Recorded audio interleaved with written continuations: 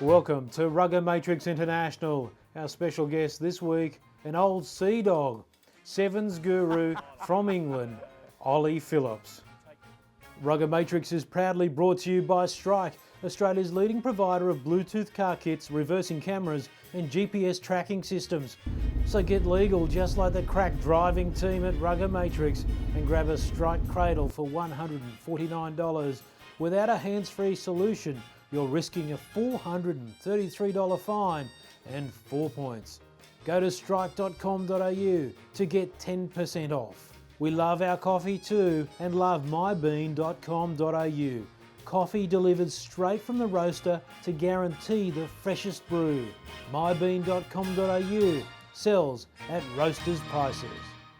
Yes, hello and welcome to RuggaMatrix International, and today we're coming to you from Rushcutters Bay in Sydney, the wonderful venue in a couple of weeks' time, or very shortly, for the start of the Sydney to Hobart. And Mark Cashman, as you join us in the three shot, is a bearded lad from a long way away who's also joined us. G'day, Casho. Yes, Bronk, Ollie Phillips, the 2009 IRB World Sevens Player of the Year, formerly of Stade Francais, and also Gloucester here with Team Great Britain in the Clipper Round the World race. So welcome, Ollie. Oh, nice to be here, guys. Well, we've got to start off. Why are you doing this, Ollie? What? Sitting out here on a boat with you Not two? bad, but you took the long way, didn't you? It wasn't first class British Airways. Yeah, I thought they can't do things easily. Well, I mean, essentially, it all came about pretty quickly. Actually, I thought I injured myself just before the Rugby World Cup in Moscow that just happened in June. I severed the nerve in my calf, and they said I needed a pretty extended period out, 5-6 months, to really let that nerve recover and hopefully give myself the best chance of a comeback. And instead of sort of just hanging around and sitting back in London, I thought, well, this opportunity came about to sail around the world, and so far it's been unbelievable. It's been an absolute belter, and it's quite surreal to think I've hopped on a boat and instead of, as you say, just getting a nice little first-class flight from London, take 24 hours and come sit on a bench with you boys. I've done it the hard way and gone 3 months on a boat, but it's still worthwhile, so there you go. Ollie, it hasn't been plain sailing all the way. A few dramas along the way and some of the legs. Yeah, we had a big one in the Southern Ocean. We had some really, really heavy weather came in sort of 3-4 days where it really, really kicked off. And we had a knockdown actually. We had a guy called Jim Hendry on our boat. It's a 68-year-old guy. He was sitting on the deck. Massive wave came over the top, blindsided him, knocked him clean out, and he was just floating on the deck for sort of about a minute just in this pool of water. That was fairly hairy, but yeah, I mean, there's that out there, that ocean is a big scary beast when it wants to be. If you annoy her, she gets fairly razzed up, and she can throw a few waves and a hell of a bit of wind at you. Talk about taking yourself out of your comfort zone. I mean, did you feel, I guess, all at sea? Yeah, mate, I've never sailed in my life, ever. So and it came about so quickly. I did the 3 weeks training, and then I had a week and a half to pack up my house, say goodbye to my family, and just give the girlfriend a kiss goodbye before I left, and away we went. And it was such a baptism of fire going out on that ocean and seeing what it's all about. I think the biggest thing, mate, is living with 20 people you've never met before in your life in a 70-foot confined space. And not in pretty grim conditions. Let's be honest. This is not a life of luxury, I can tell you that. But it is sort of really rewarding, and when you get into the ports, it's a hell of an experience. Tell us about where the race goes from here. You do the Sydney to Hobart, and then it's up to Brisbane and up through Asia, I believe. Yeah. We wimp out, and we don't do the Cape Horn. We don't do that one. We go through the Panama Canal. So we do the Hobart, which obviously that can get pretty hairy. Obviously everyone reverts back and remembers '98 and that sort of disaster. But the weather can get fairly feisty down there through the Bass Strait. We came up that way actually through Albany, and we got a little bit of a taster of it. So that's going to be interesting. So we go Hobart, then Brisbane, Singapore, China, across the Pacific to San Francisco, through Panama, New York, and then home we come. So I mean, there's still a bit of a way to go. There's probably another 5-6 months to go, but it sort of feels like we're halfway. And you've come to Sydney now, you're halfway around the world and it feels like we're on the homeward leg now, even though we've got a little bit more time to go. In the more professional members of the sailing group and Team Great Britain, how were they initially to you? Were they just warm and friendly? And now, given the thousands of kilometres you've done, your nautical miles, have they become a bit more shorter and sharper when they command you to do something on the boat? I get all the crap jobs. I get put out on the bowsprit. Like, so there needs to be a sail change. I have to walk out on the bowsprit as the waves are coming over and try and peel off the sail if I'm getting hit. Send the rugby bloke. Yeah, that's anything that needs like manual labour, I'm sent to do. So, but I'm also one of the helmers, so I steer the boat, which is actually, I was really, really pleased with that. I legged one that they sort of slowly introduced me, and then I did a half decent job, and then they said, right, okay, you can keep hold of it. But yeah, it took a little bit of time to integrate, but now we get on pretty well, and it's cool. Yeah, it's good fun. We mentioned stud frontier a bit earlier. Your flatmate in Paris was James Haskell, who's a friend of RuggaMatrix. Right, Tell us some of the fun, some of the banter that you had with the Hask. And Giro and I were only saying a bit earlier that geez, it must have been hard if you had a mirror on the way out the door, because he'd have to check himself out on the way through. The narcissist, mate. He had a policy. And when we walked through the door of the house, he'd whip his top off. So no matter what time of year it was snowing outside, we'd come back from training and his t-shirt would just come off every time. Like, Ras, what are you doing? Like, what? But there were some absolutely belting stories. Some of my favourites, maybe my favourites. Well, I mean, Hask has got quite a short fuse at times, so he can get wound up really, really easily. So there was a time when we were on the tube, the metro, or whatever they call it in France. We're sitting there, and there's this drunk guy who's a tramp was sitting on the train, and he was pissed, and he was trying to be a bit sort of lecherous on this woman next to him. Yeah, it was pretty much me, but with a bottle of whiskey, and he had a bag of clothes next to him, so he was a bit better than me. And anyway, he started like being a bit annoying and lecherous to this woman. So Hask leans over, obviously in his finest French, which is basically English with a French accent, and says like, "Mate, stop that! Like, leave it out. She's had enough," kind of thing. Bloke carries on. He's like, "I'm telling you, like, stop it now." So the bloke, swears at him in a bit of French, leaves it. Next stop, he carries on. So as we're pulling up, as the train's about to stop, Hask goes, "Right, that's it." Bang, stands up, screams at this poor bloke who's not the tramp, this other guy. Open the door. This guy's standing there. Obviously, this 6'3" Aryan who's just sort of stood up in a massive rage cage. He grabs the tramp by the back of his neck, chucks him out the train, and boots his bag out as well. All his clothes fly everywhere, and Hash just stands at the door like, and everybody on the train starts applauding him and loving it, and he's like some heroine. So the superhero. Yeah, the superhero Hash. Yeah, he loves that one. He recounts that one all the time. What I love about him is he's just so passionate for the England jersey too. Yeah, and very understated as well. At the same time. Yeah, understated man. But England. I've got to say, last couple of autumn series have performed well, and there's some development in the 15-man game that I thought were impressive. Always seem to do well against the All Blacks at Twickenham. Yeah, they were unlucky not to win this last test actually, but yeah, they're not quite there yet. I think what's great and what I think Stuart Lancaster's done unbelievably well is, and similar to Hugh Mackenzie now, who's started to change. We were commenting earlier that has started to change this Australian side. He's instilled some really good values and a bit of pride in playing for the jersey. It's that England talk about now that you're lent the jersey, it's not yours. You're just borrowing it, kind of thing, and that I think has resonated with a lot of the players. Where England are brilliant is they're tough to beat. I think if you can be tough to beat initially, that's a great starting platform, because then you work hard for each other and you eke out wins. That game against Australia, the first test, pretty ugly, it wasn't some great rugby, but they just dogged it out and won the game. Against New Zealand, you need a little bit more. They need a little bit more firepower. I think, in terms of places like that, I'd love to see a bit of a chat. I mean, I think Owen Farrell's great. I just think he's a bit samey. Like, he's safe, steady Eddie. You need a spark at 10, and I'd love to see a guy like Freddie Burns or something like that come and really take hold of it. The last time Freddie Burns played was against the All Blacks, and we beat them, and he sort of sparked an unbelievable 5-try route that we ended up having at Twickenham. We were really fortunate last year. We get the feeling here in the Southern Hemisphere that a lot of the times the problem with the England side is the selection process. Perhaps they're not selecting the right people to do a job at that particular level. A lot of people are suited to Test rugby where they may not be suited to some of the other levels. Yeah, that's in the past. That's definitely true. I think Stuart Lancaster now is getting it right. I think he knows his staple of go-to players. His reliable guys that are up for Test rugby. They're young. They're going to be around for a long time.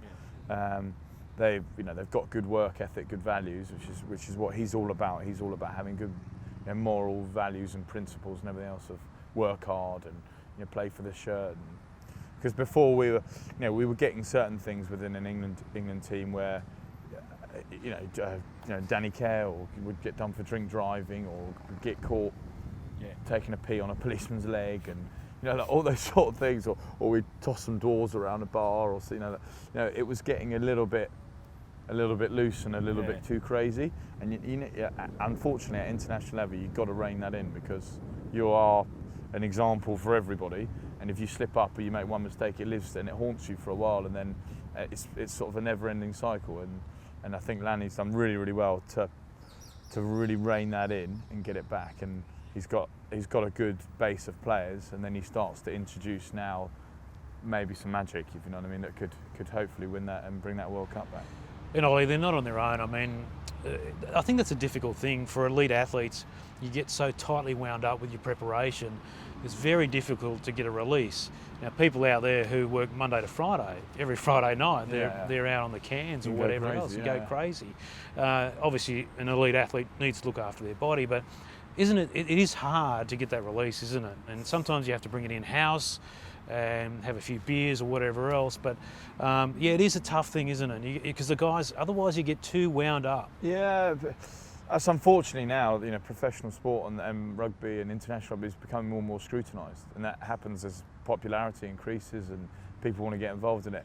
I think it would be a real shame if that element gets lost, because that is one of the truly great things about rugby in general is this sort of clubhouse atmosphere after a game. You all shake hands, roll your sleeves up, all go get on the jars. And France is a great example. I've been to a couple of French, not the Heineken Cup games, but a couple of French post-game functions. They're fantastic. Oh, they love it. Old school. They love it. The wine gets cracked open. You sit there for hours and hours and hours. You come back with the old red bulbous nose, and stained teeth, and all. So the it's rest that sort of of stuff, isn't it? Yeah, but so it's a happy medium. Like where French teams slip up is that they're probably too far. They're the Latin artists, so that's why they're capable of 1 minute. They're unbelievable, and they beat the All Blacks by 20 points. And the next minute they get smashed by 50, and you're like, well, where's that same team? Everyone says it. Which French team are turning up this week? You need the blowout. It's how you get it. Simon Shaw actually said just before he left international rugby that after that World Cup, if things like the dwarf throwing and everything else, if stuff like that just keeps coming out and they get absolutely slaughtered and their names dragged through the mud, then rugby players or teams are going to become more and more insular, less accessible, and all those sorts of great stories that you hear about. After what's his face? I can't remember his name, but who the Australian that flew after they won the World Cup. David Boone coming back from was the Ashes or the Ashes or whatever. Smashing 36 cans on the all those great stories. I think it was over 50 actually. 50, okay, sorry, done you a disservice about 50. Come on. So all those sorts of great things that happen in sport, they're going to become fewer and fewer, and I think we need to make sure that doesn't happen. Just on that alcohol thing in France, it's part of the culture that wine isn't seen as like a binge effort, isn't it? It's part of it's part of the culture. So they don't. Ewan McKenzie used to say when he was at Stade Francais that he just never really incurred that sort of the alcohol issue in the sport. No. I mean, in Britain, I don't know what it's like in Australia, but in Britain there's I guess a bit more of a binge culture. Yeah, exactly. When we drink, it's like exactly we're just crazy. Yeah. It's like let loose, and we've got to smash 20 pints down, dribble, and end up as a heap in our own sick or something at the end of the night. Whereas in France, it's they drink to enjoy it, so it's a much more drawn out process. 6 hours. That they might consume 4 bottles of wine, but in 6 hours. You know, that's how they sort of go, and not very often do you see them absolutely bladdered. But yeah, it was I guess a bit more sophisticated way of drinking. That's what they like to think anyway. I can remember Ewan saying, Giro, about trips back from the south of France up to Paris, and the players would enjoy a couple of bottles of wine on the train on the way back and a cheese plate. I bet he can, yeah. He was bloody mind sweeping. He'd go around everyone's table, make sure he finished all the bottles of wine up, nick all the cheese as well. Yeah, Ewan loved the trains back up. That's One thing Ewan loves is his food. Yes, he does. Ollie, sevens is where you've made your mark on the international scene. Whereabouts is it now? We're almost 18 months away from the Rio Olympics, and that's obviously a goal of yours, is it? Yeah, huge. I'd love to. You know, if my calf, which touch wood, it recovers and everything else after this race, that's the aim, to try and go back with England. I've remained in contact with England, and the aim is to sort of link back up and have a crack at going back for the Olympics. I mean, this sevens dynamic at the moment is a really great sort of forward momentum. It's got loads of people talking about it, backing it. That Olympic carrot has galvanised the sport. Before, certain countries didn't take it. Australia didn't take it very seriously, and others did. New Zealand did, England did. Now everybody is. Everybody's like, okay, it's a feeder. We use it as a feeder for our Super 15 and international teams, and we've got an Olympic gold medal carrot. The greatest sporting spectacle probably now in the world. And which our sport, rugby, is going to be showcased, and they want a piece of that action. in the US too. Definitely. This has unlocked a lot of funding, and the government is very interested in making sure that the United States is well represented in the Olympics as well. Well, it's the first ever $1 million game. Yeah. I shall certainly be making sure I get my name in that one, I tell you. But yeah, well, Vegas is a good sevens, isn't it? Yeah, that's where it is. Yeah. The $1 million game is going to be in Vegas. What a great way, win $1 million and then go lose it then 3 hours later. But at least you have fun losing. Yeah, exactly. Have a great time. Although I'll be crying on here next time I come I out. hear James Haskell has put his hand up. Well, he unfortunately, there's many things, but he's not a particularly great sevens player. He's got hands like feet. He's a hero and he's a fantastic rugby player and he's one of my best mates, but he can't catch a cold. Well, sevens used to be like just get your fast guys and throw the ball around, but you can see the change in coaching and the specific nature where it's caught up with the 15-man game. Yeah, I've always sort of maintained that with all these people that you need specialist sevens players, and I was like, it's nonsense. Like, you need good rugby players. Like, if you have good rugby players, they make good decisions. Selection again as well. Yeah, exactly. That's what it's all about, and it's talent. It's just finding great players. You put Will Guinea or Quade Cooper on or Adam Ashley Cooper, somebody like that on a sevens field, they'll be phenomenal.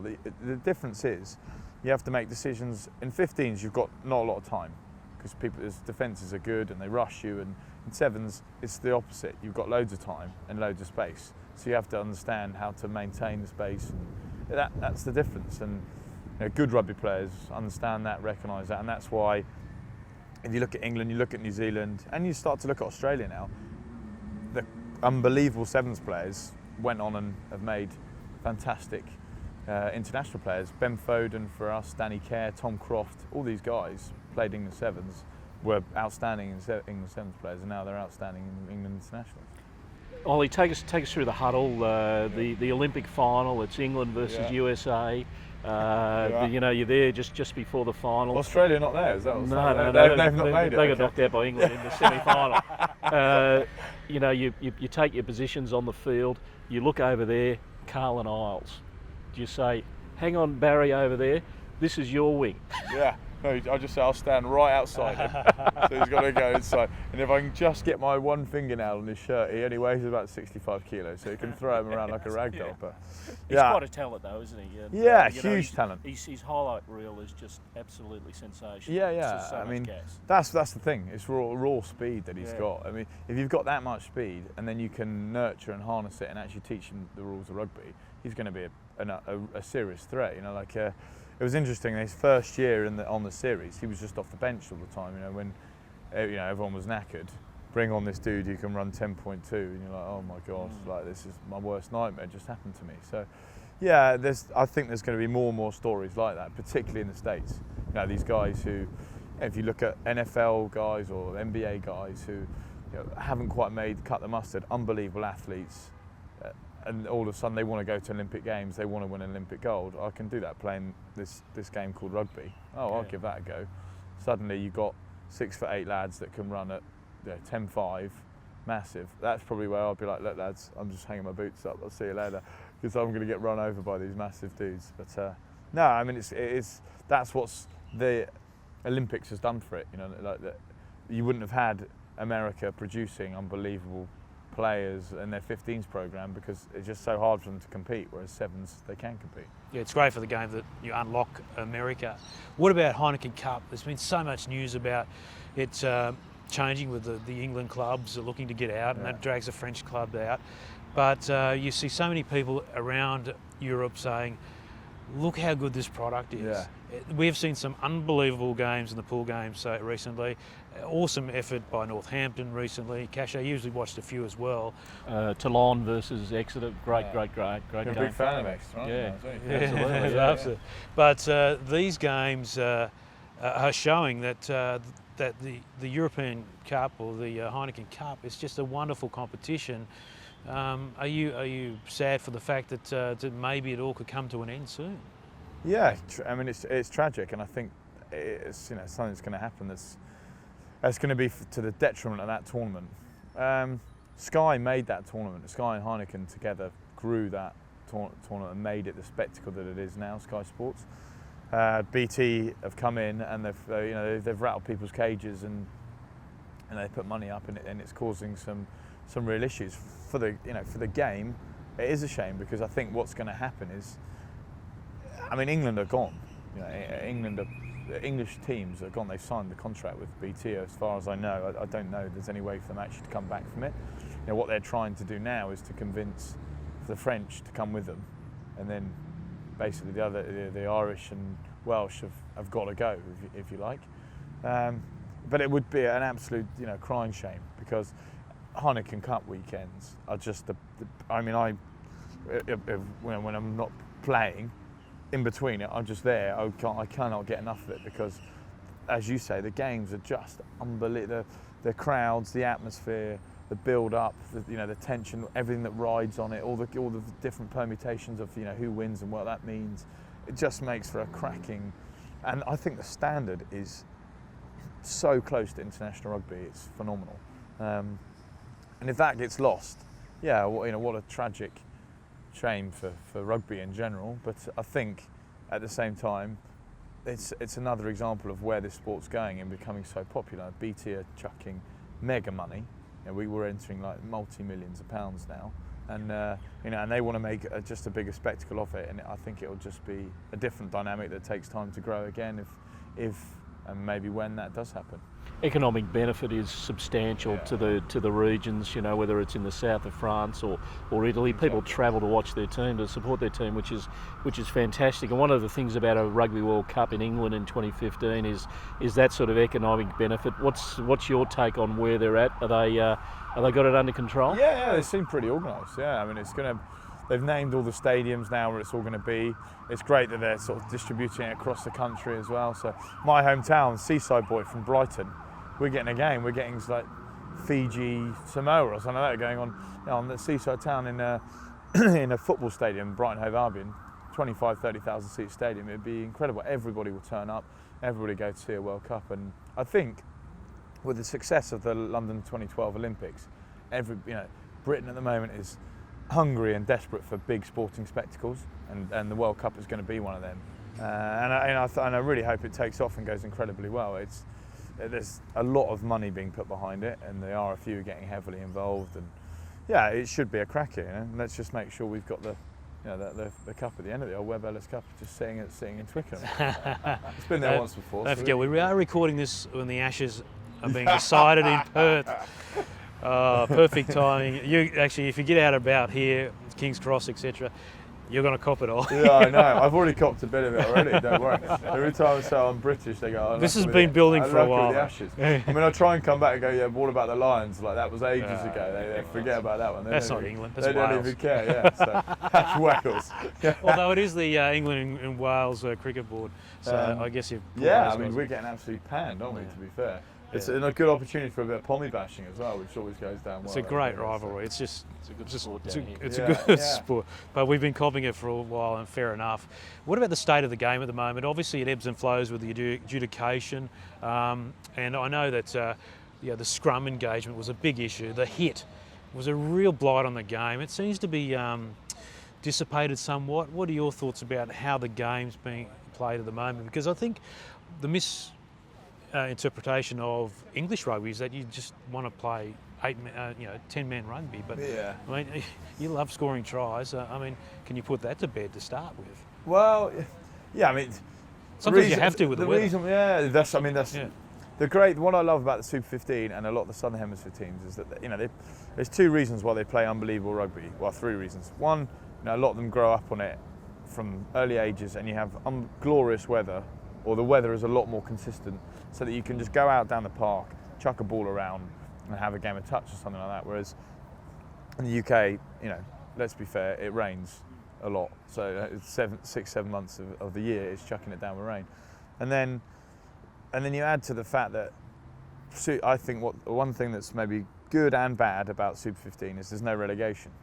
So you can afford. I agree with that. You can afford to just chuck it around. If you lose by 60 points, it actually makes no difference apart from personal pride. If there's no actual economic. Oh my God, we're not in the Super 15 anymore. We're gone. Whereas in the UK, if you end up 12th, you're not in the Premiership anymore, and that costs you millions of quid, and that is an expensive. So they have to win at all costs. And I think actually when you then translate that to World Cups, that's been a downfall of New Zealand. I know they won the last one, but when the going gets really, really tough and you've just got to dog out and win, they sometimes have fallen short in those instances. And so there's pluses and minuses to everything. And I think the way that the game is at the moment in the UK, with the likes of the Heineken Cup, we're starting to get a bit more expansive and starting to play. We're recognising we need to play a bit more rugby in order to win World Cups and be competitive against. Around the finals time too, the weather opens up, doesn't it? Yeah, Some always. of the glorious semis and finals. Amazing, yeah. But I mean, Ewan will be turning in his grave when they made those, because he loves the hit and everything at scrum time. He's in a big gnarly front row. He'll be loving it. But you've got to look at safety as well in the game. And I think it was getting to the point where these players now, my 12 years of professional rugby, props when I first came in, probably averaging 17 stone. Now, 18, 19, there's not many underneath.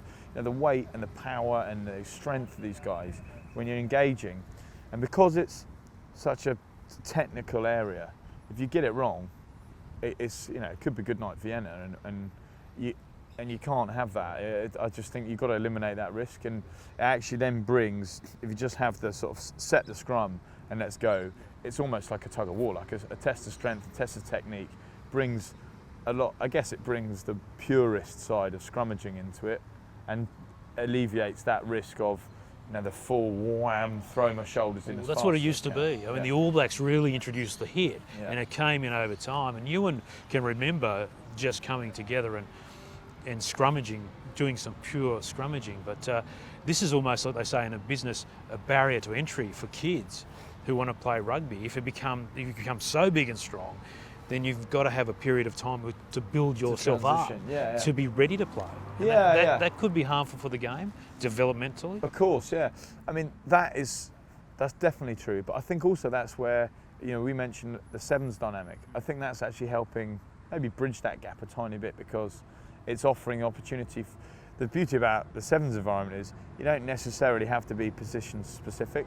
You have to be just a really good athlete. If you can run, catch and pass, it's a hell of a start point, and then you can build around there. The 15s game is an unbelievable spectacle, and I think as tournaments like Super 15, Heineken Cup, Aviva Premiership, World Cups, the Championship and the Six Nations get bigger and bigger and bigger, more and more people want to get involved. More and more kids want to aspire to be the X, Ys and Zs of this, the Owen Farrells, the Alex Corbuseros of this world. It's just, as you say, making sure that we don't lose sight of what's happening. I think now, it's as the hit's gone, you might find that props become more mobile. That you don't necessarily need these huge dudes to fly in and get momentum at the scrum time, because the hit's gone. you need them to be able to technically be very, very good, be able to scrummage and be strong. But once the scrum's finished, we need you around the park, we need you playing, we need you.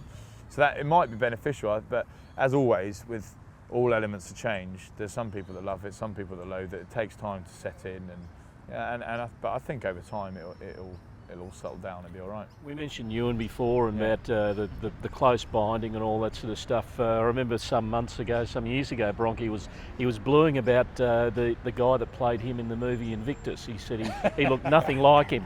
He was far too handsome and his scrummaging technique was rubbish, he said. Yeah, so I think it was a CGI scrum, wasn't it? I remember when I turned up at Stad, when our first week, we had like ruck, clearing the ruck and technique and everything. And Ewan showed me like what he wanted to do, or this new technique he wanted to try. And he got my head and wrenched it round and he snapped my neck in half. I was like, Ewan, mate, don't forget, you're still like 18 stone, buddy, 19 stone. He still wants to come back and play again, but there you go. How was his French? Because he used to try and do the post-match interviews in French, and I don't know, a few French people I knew thought it was rubbish. He was brilliant. What I didn't know at the time was I couldn't speak any French. I was like, oh, Ewan's unbelievable. But then when I'd finished by the end of my 2 years, he was like, bonjour, comment ça va, tout le monde? I was like, wow. French with an Aussie accent is not an attractive language, I tell you. But he was a great guy. And are you happy for him where he is now? Because yeah, hugely, because I think he signed me.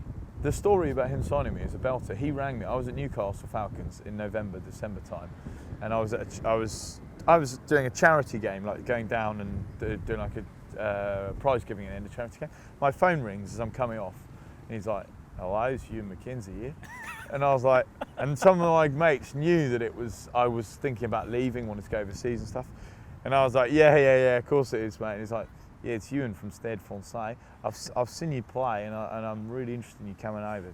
And I was like, yeah, of course you are. Yeah, I'd love to, of course. Yeah. Didn't believe it for 1 second. Thought it was a wind-up. Put the phone down. And he was like, I'll send a contract over. We'll have a chat in the new year. I was like, yeah, you do that, pal. You do that. And I remember I went to Wellington for the Sevens in February, and we won. And I was captain at the time. It was the first time England ever won. And he rang me again and said, I've just seen you win. Congratulations, amazing. I've set up with Max Guazzini, the president, want to see you in March. And that was when the penny dropped, and I was like, oh, this is actually Ewan McKenzie. This is actually Stade Francais. But until that point, I didn't think it was him. I thought it was a complete wind-up. But I thought he signed me, and I thought he was it was unjust, and it wasn't how he got sacked from Stade. We hadn't really had that bad a start to the season. We were 7 games in. And the French, that's what I'm saying, they're so temperamental that they were looking for a scapegoat, and they just went to Ewan. And what I love about it is he left, went to Queensland Reds, transformed them. They won the Super 15, unbelievable. He's now got the Wallaby job. He's transformed the Wallabies, and that's a fantastic effort from him, because he had a bit of a nightmare before Stade at the Waratahs. Was it the Waratahs or something? Yeah, well, I was his media manager at the Waratahs, and they punted him at the start of the 2008 season. We got to the final, and he really made Curtly Beale as well. Invested in him at 10, made sure that he would if Curtly Beale had played unbroken at 10, who knows where he could be since 08. And we almost won the final against the Crusaders. So yeah, he was. He copped a rough deal, and then he went to start after that, and then copped a rough deal there. But he wasn't the only one. They punted a few coaches after that. Yeah, well, Max loved punting. I think it was just, we had 4 coaches in one season. It was unbelievable. It was Haskell. Our first year there, we were like, what's going on? And then we had Czechs come in, who's like ruled with the iron fist. It was like one extreme to the other. It was unbelievable. But I'm so pleased for Ewan now, where he is, and the success of the Wallabies. What they're on now, the upward trend. Had a poor game against England, put that behind. Fantastic win against Wales at the Millennium to cap that off. And Australia now, I think he's set the standards. He's set the benchmark of the standards that he wants to maintain as to be a Wallaby. And he's put some pride back in that jersey. And I think that they're a side now on the up. And when the Wallabies are good, playing well, united, they're a seriously tough team to beat. All right, mate. Well, we've Cash, I know you're going to jump in, but we've just about run out of time, actually. Ollie Phillips, thank you very much for joining us. Boys, yeah, good luck with to be Team here. Great Britain as you Thanks, sail mate. around the world, and in the Sydney Hobart. It's a classic blue water event, and enjoy it. Have you been to Hobart before? Never. Wonderful place. We got the taste of Taz when we get there or something, so just eat a load of scallops all night long and have a good time. Exactly right. Listen, Bronk, while he's here, this show's all about plugs, and we might as well mention Henry Lloyd, who kit you out, don't they? Yeah, they are. Yeah, they kitted me out lucky. I turned up on the boat and I didn't have a clue about sailing. I turned up with like a pair of jeans and a t-shirt, and luckily Henry Lloyd saved me, and said, and they'd sent a load of sailing gear that actually was appropriate for the journey. So, you live in these. They've got like lined silver inside them, so they don't smell. They're unbelievable. So they've really saved me and kept me warm. So thank you very much, Henry Lloyd. And your impression of Ewan was very good, but they didn't have enough grunting in it. No, you're right. Yeah, at the end. And heavy breathing. There's a lot of heavy breathing at the end of it. Heavy breathing, especially if you put like a bottle of Shiraz and a few bits of Camembert in front of him. It's like drooling grunting. So.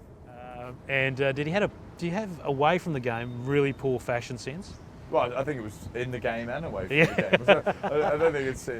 He was a hero. He was an absolute. He used to come round to mine Hask house for barbecues, and he'd sit there, not bring any food, but eat all of ours, not bring any wine, but drink all of ours, and then bugger off over again. And we couldn't say anything because we wanted to get picked the next day. So. So there he is, Ollie Phillips, joining us on RuggaMatrix International. We thank him for his time as he prepares for the Sydney to Hobart on Boxing Day. You can see the start of that race on Channel 7, and what a great spectacle that is with all the boats on the harbour.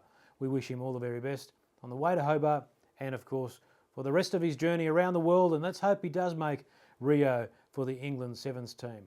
All the best to you, Ollie Phillips. Thanks to Mark Cashman for joining us in the park as well. Good to see him back on deck. He'll be back on the show next week when we delve into the Brumbies. Coinciding with the release of Inside Rugby next week, there's a big feature article on the change in leadership with Jake White leaving. It's now Stephen Larkham and Laurie Fisher in charge of the Brumbies, co-coaches, if you would put it that way. European style of coaching setup with a coaching director in Laurie Fisher and Stephen Larkham, the head coach. We'll go one-on-one with them next week. A great chat.